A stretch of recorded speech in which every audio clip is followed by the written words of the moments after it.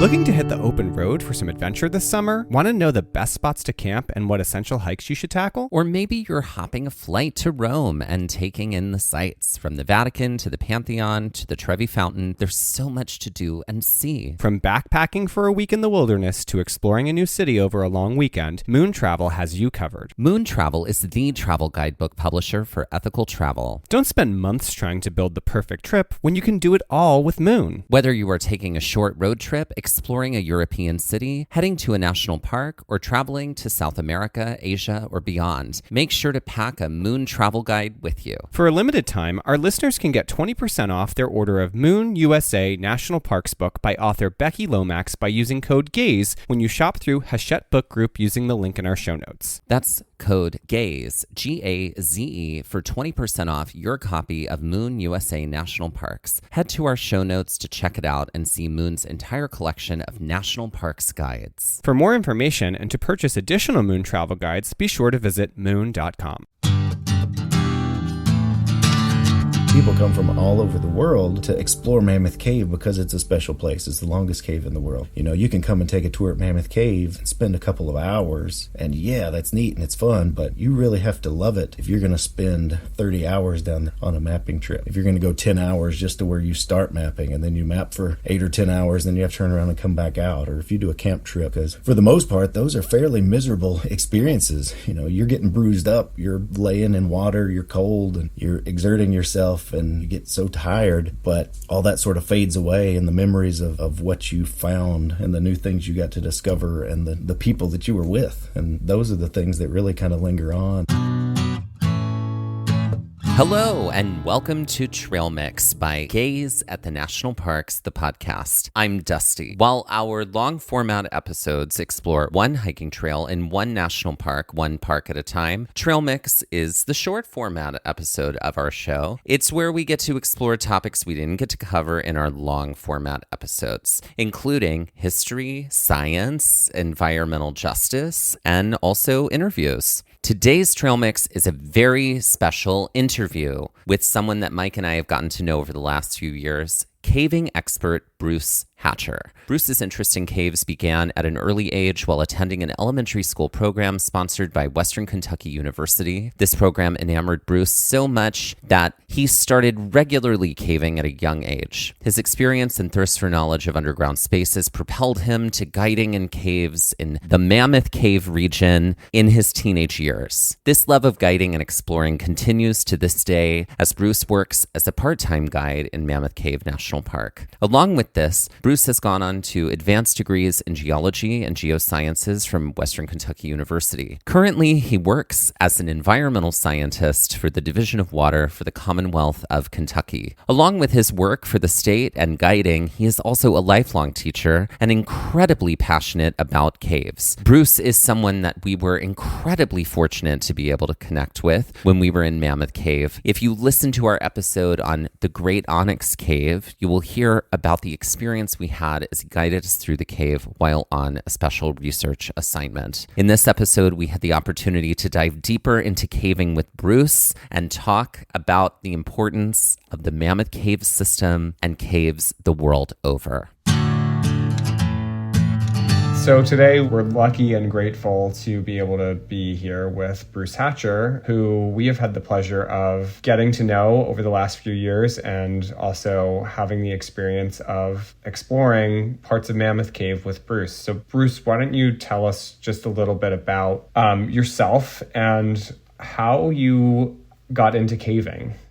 I grew up just a few miles outside of Mammoth Cave National Park. My parents still live up there. I don't live too far away right now either. But when I was young, some of my earliest memories of Mammoth Cave were actually going to the cave sing at Mammoth Cave with my parents. And that's something that they have every December. There's some local music groups and sort of a rotating cast of characters that they bring in there to perform. And I remember that was some of my earliest memories of even going to Mammoth Cave and what kind of interested me in caves.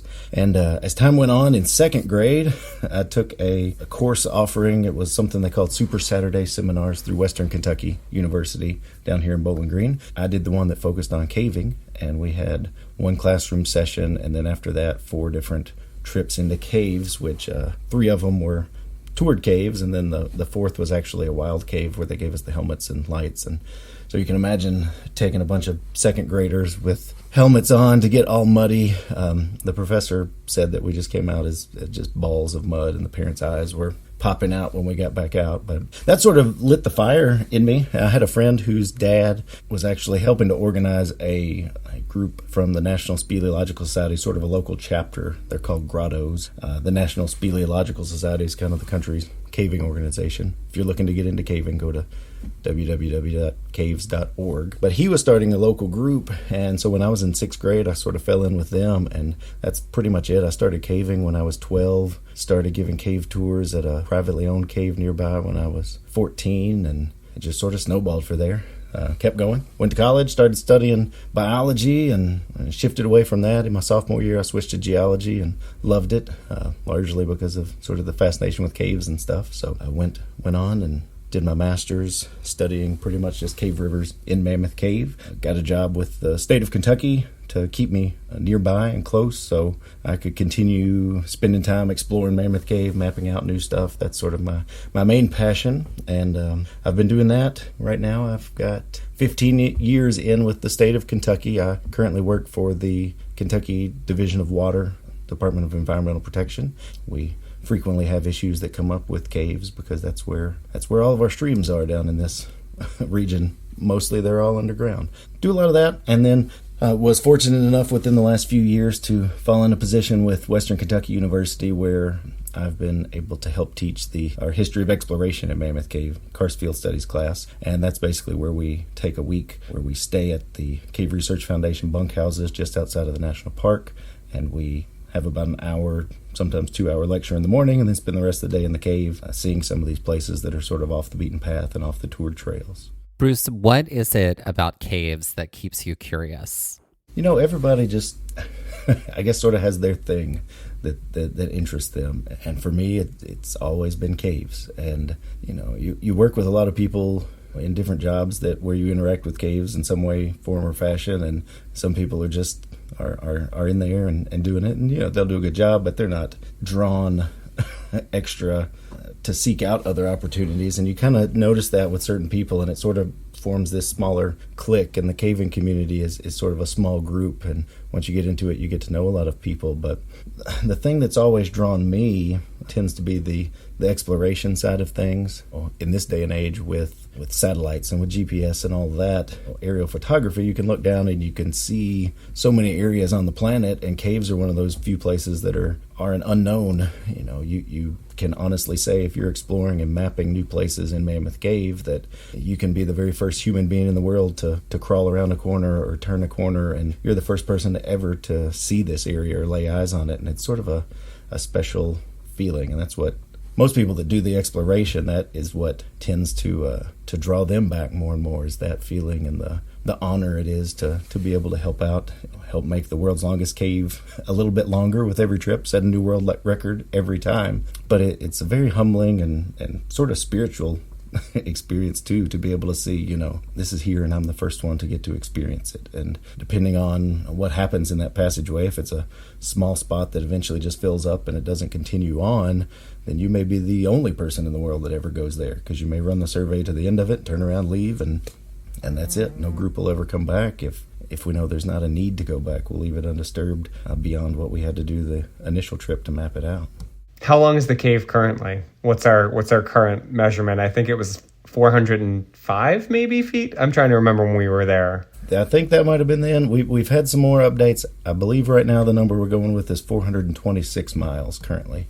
And that's just what we have mapped and put down on paper. There are literally hundreds, if not thousands of passageways we know about that nobody has yet set foot into, because we map it all as we go. We don't just go and explore and push our way through and then not make a map, because if you were to crawl for an hour down a little tight, nasty crawlway and it just ended, you'd have a hard time convincing someone else to go back and map that thing out, knowing it doesn't have any potential to open into something big. So we map it all as we go, so nobody's in there just running around and getting all the spoils without putting in the work. You said before is like it's an honor and it's kind of a privilege to be able to investigate and really explore these spaces that people haven't been to before. And you'd mentioned, satellite technology and being able to, digitally just be able to pull something up, just by clicking or, typing in a little bit. And caves are sort of like the depths of the ocean. They're sort of this uncharted territory, this kind of unknown space. So I can imagine that is something that lights your fire. And it's got to be exciting to just be able to see the connection points and see how much further, like you were saying, things can be, how much more distance can be added into my Mammoth Cave. But even that, I think, having other caves that surround the cave system of Mammoth Cave that maybe aren't connected yet, there's an excitement there that there may be a connection point at some point, and trying to figure out that. Right.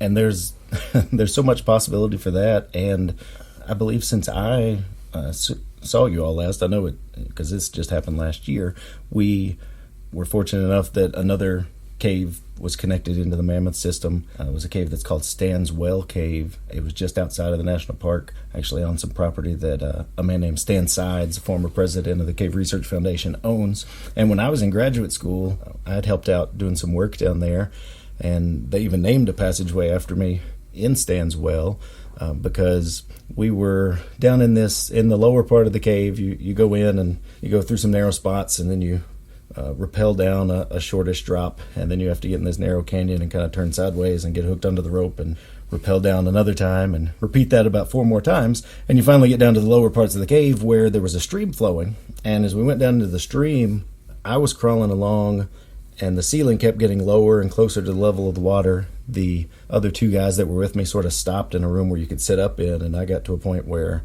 I was laying with one ear pressed against the ceiling, one eye closed, and was breathing out the side of my mouth because the one side of my face was underwater. And I would scoop these sandbanks out of the way from the bottom of the stream so I could keep going. And as I would scoop the sandbanks, I would have to kind of time my breathing because the waves would cause the water to go up over my mouth. So after I went through a couple of those that way, I got to a crack in the ceiling that I was able to get up through. And then eventually it opened up into a room that was probably 15 feet wide and 40 feet tall, and there was a crawlway that led off of that, and we started digging in that crawlway, moving the sand out of the bottom. It was probably about 5 inches tall or so, and we sort of backed up and left that one because the survey showed that some other passages in Stan's Well were actually a little closer to the sections of Mammoth Cave that it was nearby. So we looked at those for some years, and life kind of got in the way.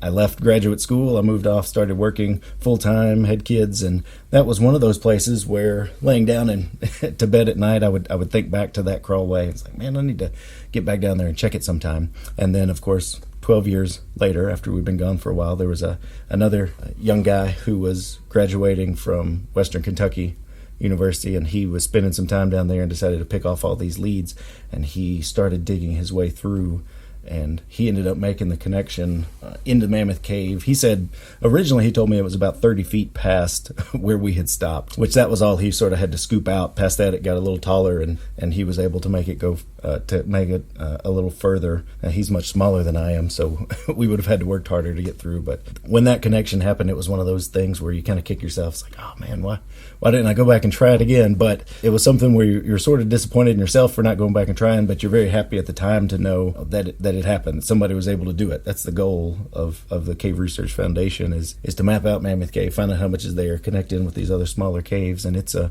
ongoing process that has been going on for quite a long time.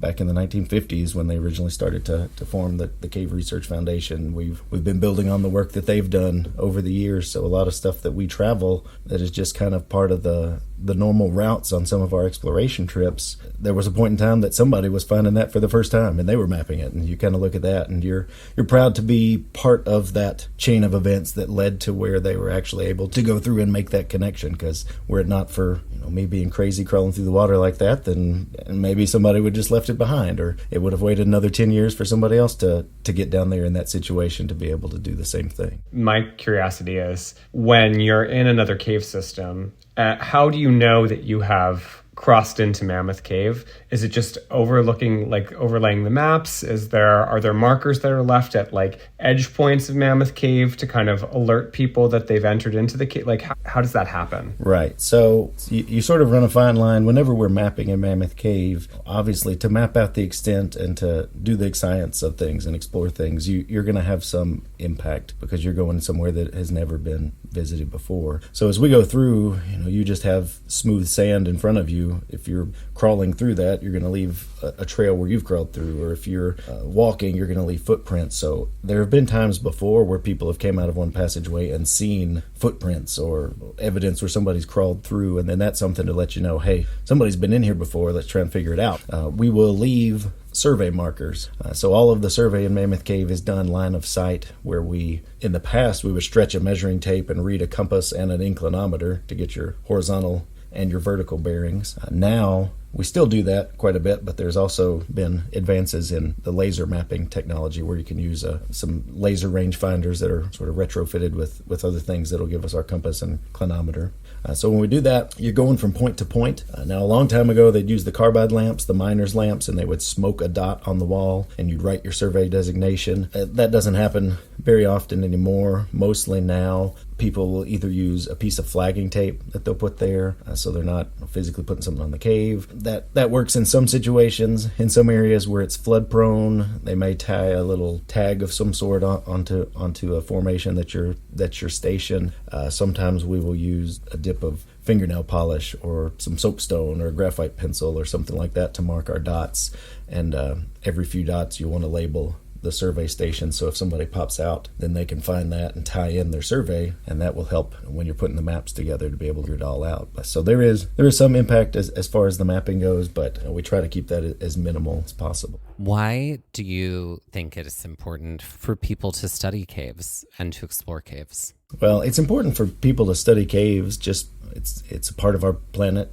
We only have one, so we want to make sure we are taking care of it in the best way that we can. So when you grow up and you live in an area like I did, caves were just sort of a part of life growing up. I would find it very weird whenever we go to the Smoky Mountains, and I would get excited when I saw streams, and I would like to play in the streams and try to build little dams and pile rocks up because I didn't see water flowing when I was growing up unless you got down into a cave or found a spring. And it's important to protect them and take care of them because they house some very unique ecosystems. There are certain animals there that you don't find anywhere else on the planet. Inside Mammoth Cave National Park, you have the Kentucky freshwater cave shrimp. The only place in the world that species is found is inside Mammoth Cave.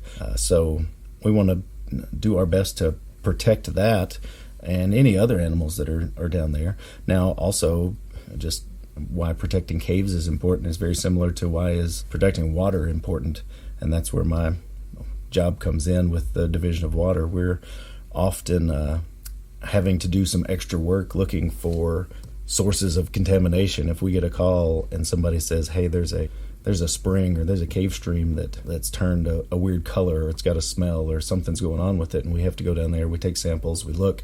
It's not like other parts of the country where you can just start following that stream upstream until you find the source of the pollution. In a cave, that's often not going to be possible, so you have to start canvassing the whole drainage basin, and that's why a lot of work's been done over the years, and even more work can be done doing dye traces. That's the way we pretty much map out these cave streams where you physically can't go through them, but the water's going into a sinkhole somewhere, and it's eventually coming out in a spring somewhere else. So what we'll do is we will have these fluorescent dyes that we can put into certain sink points or into sinkholes or into a disappearing stream. You can put these charcoal packets out in your springs to map out where the water flow goes in these areas. So that at least gives us somewhere to look, because without talking any specifics, there have been instances where we have had complaints where a stream has been impacted or a spring has been impacted. The water that comes out is murky and it smells bad. We have to go find the source of that pollution, and there have been situations where that source was over 20 miles away from where we saw it on the surface, where it first appeared. And you talk about difficult. That's a hard thing to do. That's a lot of area to canvas, and that's what keeps us really busy. It's It's difficult. It gets you frustrated sometimes, but it's important. And I think, in the long run, everybody's happy to know that there are some of us that are caring about that, because eventually that water flows into the surface streams that become people's drinking water and things along those lines. Can you just explain what is a karst geomorphologist? Is it specifically exactly what we were just talking about, kind of like investigating water specifically through cave systems? Geomorphology is really the study of landforms and how the earth is shaped and processes. So when you add that karst title on there, that basically means caves specifically. So karst geomorphologist pretty much deals with cave formation and caves. So karst hydrologist is another term that gets thrown around too. I anticipate us creating a drag queen named Karstiali. Yes. With that word. Karstiali. Karst is the term that you use to refer to any area that has caves and sinkholes, soluble rock. It originated from Eastern Europe somewhere, like Slovakia. I think Slovenia. There's a region over there that was sort of the original descriptor. That karst region had a lot of caves, and that's where the name came from, and it sort of spread from there.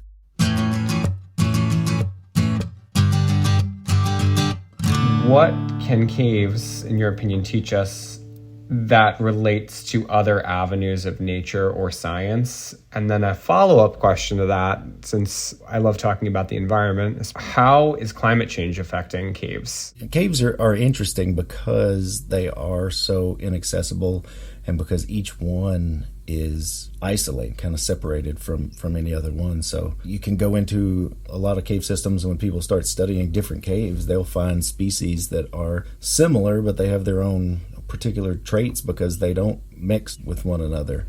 So they're very separate, and it's a very unique environment that for the most part has been unspoiled by humans. And there has been research on many different avenues, but I know some they've been looking at just bacteria and different things that are found inside of caves, and are looking into their potential to actually inhibit growth of things, sort of an antibiotic type of thing. Some cancer treatments they're looking at different bacteria that were found in caves to do different things. So it's just such an unknown, and an area that you can go one place to the next and you can find something completely different that may have characteristics that you don't even understand. I guess that is something that's similar to, you think about all the landscapes on the surface, and over time animals are able to migrate and move from one place to the next, and they can kind of spread and evolve around slowly. And really with a cave, they're pretty cut off. If you have a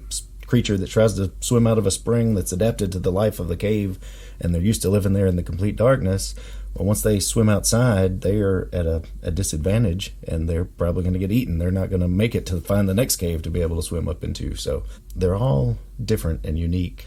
That's something that I think people should really appreciate anytime they go into a cave, to make sure you're trying to make as little impact as possible. Yeah, I mean, it's almost like its own little hermetically sealed kind of container. That everything is it's an interesting kind of to think about that when, the surface, anything on the surface can migrate through any means. But cave has sort of sealed itself off. And you're right, things can obviously flow in and out, but if something's flowing in, it's at a disadvantage just as much as something flowing out, or some creature flowing out. I'm curious if caves have been looked at when it comes to like space exploration or, undersea exploration, just because their environments are so different and closed off, and how that might factor in, in other sort of like avenues of exploration, if caves are sort of like this inflection point for other areas of science. Yes, as far as the research that's gone on and other places they can go, there's more that I'm sure I've not even read and just have heard glimpses of. But yes, there is some cave research that has bled over into a lot of those different space exploration and so many different avenues that they've been able to test some things in caves and look at. I can't name any particular studies, but I've seen stuff over the years that, definitely it's just such a foreign environment that it's interesting. I mean, inside Mammoth Cave, they did sleep studies back in the 1920s where a group from a university in Chicago, they spent a few months inside of Mammoth Cave just to see how their circadian rhythm changed, and without being particularly influenced by sunlight. You go way back in the 1800s, one of the owners of Mammoth Cave had a tuberculosis hospital that he ran down there. He was trying to cure tuberculosis. You all might have heard about that on your tours, but there's just been so many things through the years people have tried just because a cave's something different, and you don't know until you check it out. What you were speaking of on climate change before too, if caves have any looks on that. People will ask, do you notice any temperature changes? And the cave around here stay about 54 degrees because that's the average surface temperature. Well, over time that may change, but we don't really know how quickly that will change because you're not talking about the air, you're talking about the rock, and that rock has that average surface temperature for this area. And does it take, maybe people have done studies on this, I just don't know about it, but does it take hundreds of years for us to notice a few degree change downside of the cave?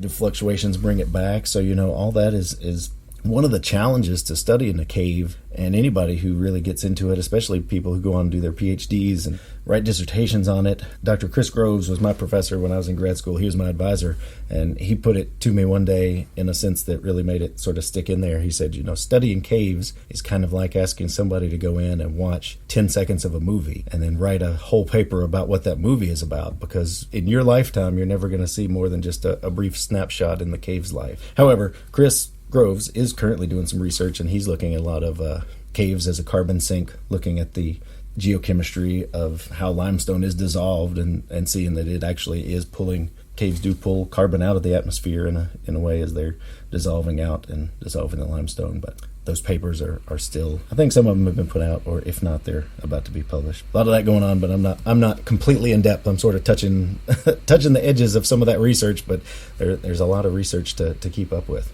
I mean, that's probably what also continues to feed your drive, even if it's not your area of particular expertise. You have all these other types of cave experts that are discovering all these other things that I would imagine, as someone who is passionate about caves like you are, it's just kind of like, more fuel to the fire. So speleology is basically what they would call it, the study of caves. So I don't know that anybody particularly calls themselves nothing but a speleologist.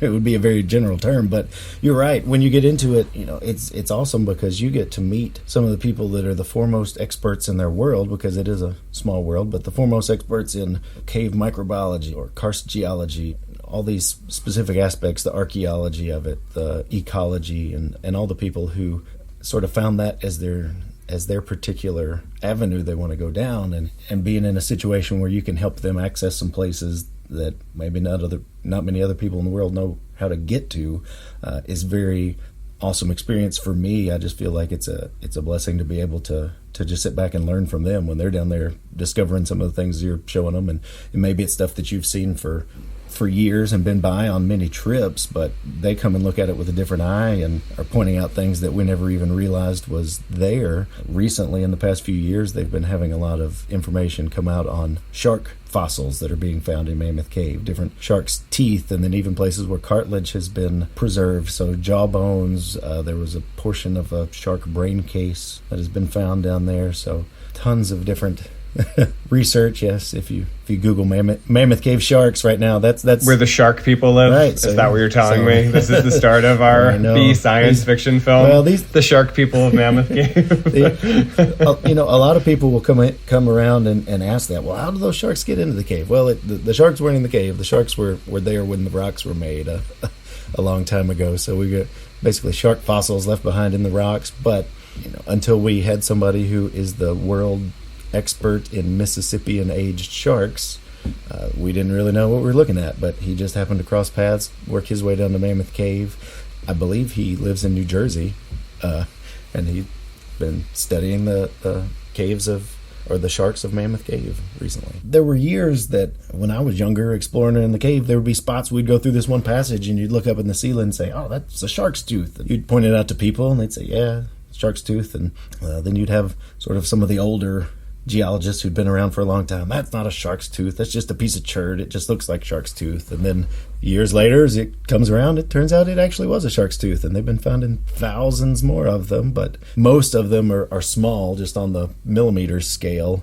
But there are a few that are larger, and those are some of the ones we pointed out. And, that's another thing too. You've got this huge, hundreds of feet thick chunk of limestone that extends for miles and miles, and you just put some what essentially amount to pinpricks that run through it and just happen to be able to find whatever fossils are there. So we're only seeing such a small slice of what's actually in that chunk of rock. With Badlands recently, the Western Interior Seaway, and why there are so many fossils there. And, it's the history of the Earth is so varied, and, geography has changed. So much has changed throughout the millennia.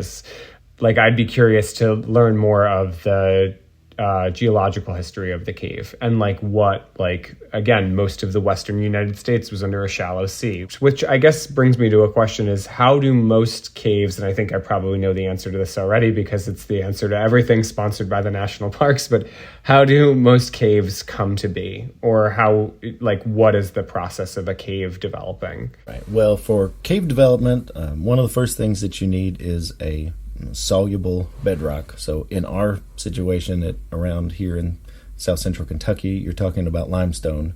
You can have gypsum or halite or different types of situations that caves are formed in. But when we're talking about solutional caves, which is what Mammoth Cave is, you need a soluble bedrock, which was formed when you talk about plate tectonics a while back, when the rocks of Mammoth Cave were actually closer to the equator when they were formed underneath a shallow sea in the Mississippian time period. Eventually got uplifted and moved around.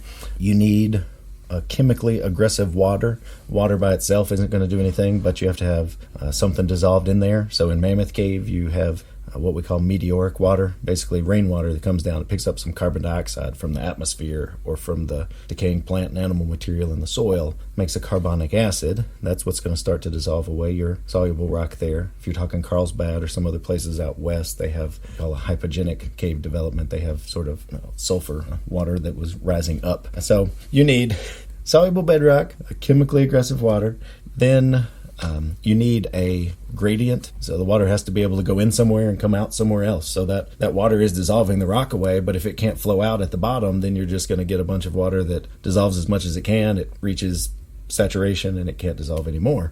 So it has to be able to drain out so you can keep getting a fresh source of this water in there. And then after that, you just need plenty of time. It takes a while to get all that to go through. So those are the main ingredients that you're looking for when you're looking for a solutional cave. So erosion. Yes. Good old erosion. Strikes again. Chemical erosion is typically what we'd call that one here. Yes, chemical erosion. So, if you go out west, I noticed in sort of my geology field camps, you'll have a lot of these limestone layers that will be the ridge formers. They make the tops of the ridges out there. You have these limestones because physically and mechanically, they're pretty tough rocks. They're hard to drill through if you're drilling and stuff like that. Physical weathering, like wind and freeze and thaw and things along those lines, don't really affect limestone as much as that chemical weathering, as it gets dissolved by an acidic water, whereas the sandstones over here in the east tend to be our ridge formers because they hold up a little better with the chemical weathering. They may not be bothered at all by that acidic water, but they get more messed up by wind and freeze and thaw and things like that. And when you're able to have a lot of vegetation covering the tops of the ridges here in the east, they may not get battered by the wind as much, so you get the sandstone that makes the resistant ledges that hold the top. So that would come back around to what we would call differential weathering. Some stuff gets weathered out easier than others in different climates. And with my job in environmental protection, largely what we are out and doing when I go around to work, we're trying to protect the waters of the Commonwealth of Kentucky and keep things free from pollution, and check in with places that have permits to do certain processes. And generally people aren't excited to see you when you show up in that job. And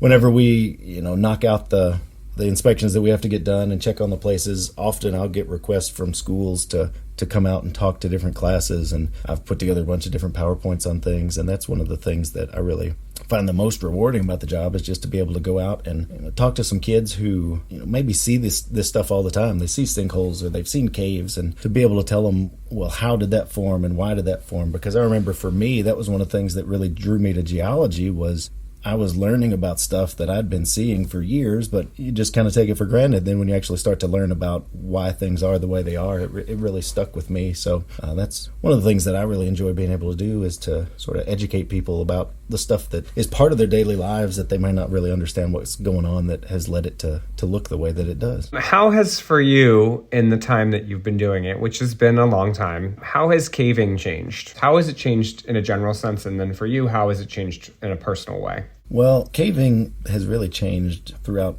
the time that I've been involved with it, just with the technologies that we have. When I first started, we were completely doing everything with compass and measuring tape. And the compasses that I used were compasses that you kind of put up to your eye and sort of read through. Even before my time, they would use Brunton compasses where you had to hold them down, and they were just a whole different situation. We would use those compasses, and now we have more laser measuring stuff. And I have been slightly out of the game here in the last few years, especially since COVID times. I've sort of slowed down with a little bit because of having young kids, not being able to get free as often. I still do whenever I can, but I'm amazed when I go with some of the folks who are really staying on the cutting edge of things to see just the tablets that they're taking in the cave and the real-time data. They have an instrument that they are mapping, taking their survey shots, and it's Bluetooth speaking to a tablet that they have right there in the cave. So they're automatically getting their survey data sent into the tablet where they can do their sketch right there in real time while they're looking at things, whereas most everything we've been doing for years, you would do your sketches inside the cave, you'd bring them out, and they would get scanned in, and then somebody would put them over top of the line plots that were generated from our numbers, and they would get redrawn at the computer, where now you sort of take that middleman out and you're able to get better sketches because there isn't that go-between of maybe one person did the sketch in the cave and then another person is drafting it onto the map, and they might not understand something that they wrote on there or some symbol that they put, whereas we try to generalize that and keep it standardized across the board as much as possible. But the fact that you can have somebody drawing the final map right there in the cave is something that we're just barely scratching the surface of. But as time goes by, I could see that be more the norm than the exception as it is right now. So hopefully, if I'm still doing this 30 years from now, like some of the folks that are in there doing the exploration at Mammoth Cave that I look up to as sort of legends, they are in their early 80s and still going on long, hard trips that I just hope to be in their shoes one day. And I can't imagine the changes I'll see when that point comes around. But if you think all the way back through the history of caving, Native Americans were down there with nothing but burning torches, and they were covering miles and miles worth of cave passage. And as time goes on from there, you move on to the open-faced lard oil or whale oil lamps, and then to Coleman lanterns and carbide lamps that people use for exploration. You finally get into headlamps with batteries. Those wouldn't quite last as long, so people didn't use them as much. And then with the invention of LED lights and the ability to have batteries that will last 30 or 40 hours at a run, that sort of pushed a lot of the carbide caving out of the way. Some people still do it for nostalgia or as a chance to have heat source while you're down in the cave. If you're not moving, you start to get cold and heat up with that, but you don't see those around as much anymore. It's an ever-changing and evolving thing, and a lot of people in the caving world kind of say if it's out and available in the private sector or in the government sectors and you can use it in your everyday life, then give it a few years and eventually it'll get retrofitted and cavers will figure out a way to make it work for us. We talked a little bit about this when we were together. The Cave Research Foundation, is that you collecting oral history of people's involvement with caves in the area specifically? Because when we were together, you told us like an incredible story of there was a lot of kind of infighting between people who thought they owned part of Mammoth Cave, and then there were other caves in the area. You told us like the yarn was very long but so fascinating because it was a lot of just family dynamics, truly interesting information. And I remember you talking about someone, and I can't remember who, but maybe this is what the Cave Research Foundation part of this mission is, and you can illuminate me in a minute. But I feel like you were talking about someone who had such a great knowledge of the cave system, and you're like, we had talked about this. Dusty had mentioned an oral history project. So is this sort of that avenue that you're traveling now? So the karst field studies that they do at Western Kentucky University, they have been doing those for decades, and they cover lots of different areas. So I'm sort of speaking on behalf of my involvement with that here, is that they have a karst geology course and a karst geomorphology course and the sciences, and they sort of stay up to date with that. Well, for years, Dr. Stan Sides, he's an oncologist that lives in Cape Girardeau, Missouri, and he was president of the Cave Research Foundation when the connection between Flint Ridge Cave System and the Mammoth Cave System was made, and that's what made Mammoth Cave the longest cave in the world back in 1972. Well, he taught that course for over 30 years, and he stopped doing it. And on occasion, when I'd run into him, he would try and convince me to to teach the class, take it up. And I said, Stan, there's no way I can't fill your shoes. You lived all that. You were there through it all, and that's a tall order. And he said, well, if you don't do it, it's just going to die. Nobody's going to do it. Somebody's got to pick it up. And he said, maybe one day, 30 years from now, you'll have somebody saying the same thing to you, and they'll feel like they can't fill your shoes. And I definitely, as long as I'm around and doing it, I will still say I'm teaching Stan's course. I'm teaching the history of exploration course because it stands in my mind. But there will be stuff that you read in books, and the stuff that got written down is a great story. But I got very curious about some of the players in that story and wanted to find out a little more on them. And as time goes by, less and less people are around that knew about them. And so that's when I decided, hey, I want to start just sitting down and having a conversation with these folks like I would normally out at Hamilton Valley, where the research station is. I want to have a conversation with them just the way we would have over dinner, but I'd like to record it because they're going to tell stories that are important to this exploration and about the people that have been doing this that will be lost if we don't start, writing that down. I'll sit down and I'll talk to Stan about something, and he'll be telling me a story about things that they did decades ago. And I said, that's amazing. Is that written down anywhere? And he said, no, that's not important. That's not history. That's just stuff we were doing, messing around. And I said, that is history.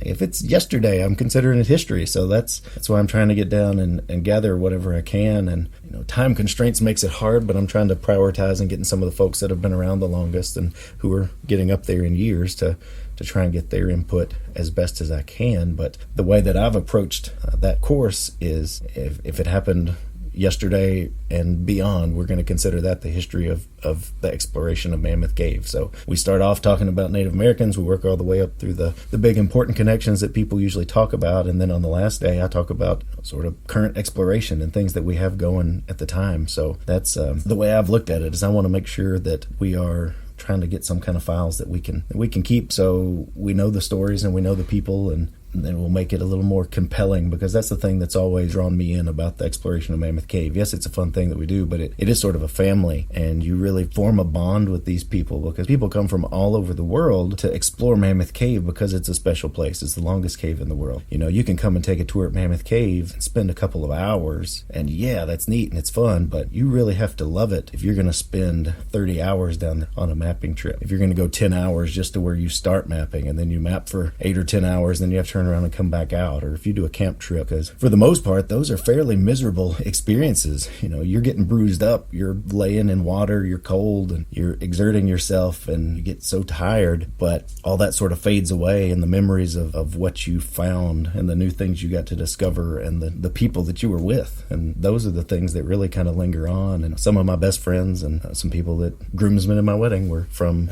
I met them at Mammoth Cave while we were mapping and exploring. That's a neat thing about it, and that's what I've kind of tried to focus on, is more the people and their stories. And that's sort of the thing that's really hooked me into it. The more that I've gotten to know it, yeah, the exploration's neat, but I like being able to not only hear these stories, but then to eventually be able to pass those along as well. The first year that I helped take over the class, me and David Kim took it over, and Dave was really great. He was an encyclopedia of the older stuff in Mammoth Cave, and he would kind of go up to the 1920s and the cave wars and that time, and then I would take over and go through the rest of the class. And one of the participants in the class that first year said something that really stuck to me, and I've kind of tried to go with that from year after year. He said, this is the way that Mammoth Cave is always meant to be seen. We show up and we come here and we spend a week, and we go in the cave a few different times, and we hang out in the evenings. And if you go back to the earliest days of cave tours at Mammoth Cave, before the train lines ran out there, when it was just a stagecoach, you would come in on a stagecoach, and it may take you weeks to get out there, and you'd stay at the hotel, and you would take multiple trips in the cave, and then you would sit around on the porch at night with those people. And that was something that was real to me that I had never even thought about before. We were given the opportunity with this course to do something that had roots hundreds of years earlier, and it's the same way as I crawl down a passageway and go through a little spot and get to a place where you can finally sit up, and you see on the wall Stephen Bishop with his name written from the 1800s, and you think, oh man, what was he doing back here? And you realize he was doing the same thing I was. He was just curious. He wanted to know what it was. And that's the connections that hit the hardest and really put into focus why you do it. If you enjoy those things, those are the most memorable and meaningful parts of exploring. Yeah, if anybody gets an interest in caves and really wants to know where to go and how to do it safely, that's a thing that's really important to remember. Just anybody can go running into a cave, but it can be very dangerous if you don't know what you're doing. So one of the best ways to reach out would be to go to caves.org. That's the National Speleological Society. And if you go to the area on the webpage that says grottos, that's all the local chapters of the National Speleological Society. And they have them all across the country. So they are, for the most part, probably some within an hour or two's drive everybody's house. So that's a good place to start to learn how to cave safely. And anybody who's interested, I'd recommend doing it that way and being able to find some people who can help guide you along the journey. And if you really fall in love with it, you can eventually partner up with the Cave Research Foundation and do some mapping in Mammoth Cave. We don't really teach people to map. You sort of learn all the safe techniques before you come there, how to go up and down ropes safely and how to do the mapping, and then we eventually bring you there. Or if anybody is interested in learning about different aspects of the cave, you can go to the Western Kentucky University Karst Field Studies website and see what offerings they have. Each summer they have different week-long classes, and that's something that can help people explore a little more beyond where people generally reach. Taking tours will get you to one level of involvement, and for the people that are craving more than that, those are some options to grow and continue on.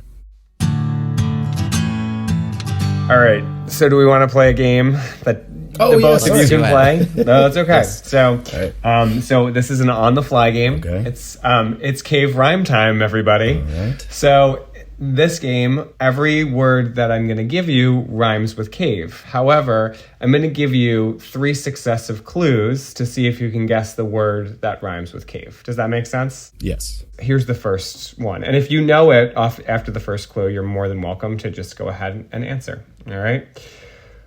Barbasol. Shave. Yeah, what is a shave cave? Oh. The other clues were going to be Schick and Mach 3.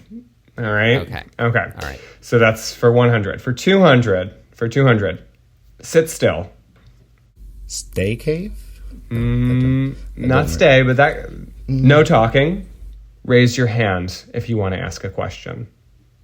This might be maybe a little bit of a curveball for you. I don't know. If I'm asking you to do all those things in class, I'm asking you to do what? Oh, behave cave? Behave cave. What's a behave cave? Yes, okay. Okay, Ziploc bag. Save cave. Ah, you got it, Bruce. You were on it. The others were going to be floppy disk and flash drive. Save cave. Okay, that's 300. For 400, hunger. Crave cave. Oh, man. On it. Okay. And for 500, sonar. Wave cave. Yeah, oh, my gosh. Bruce. Ah, well done. Bruce is coming in like lightning. There you go. And that's cave rhyme time.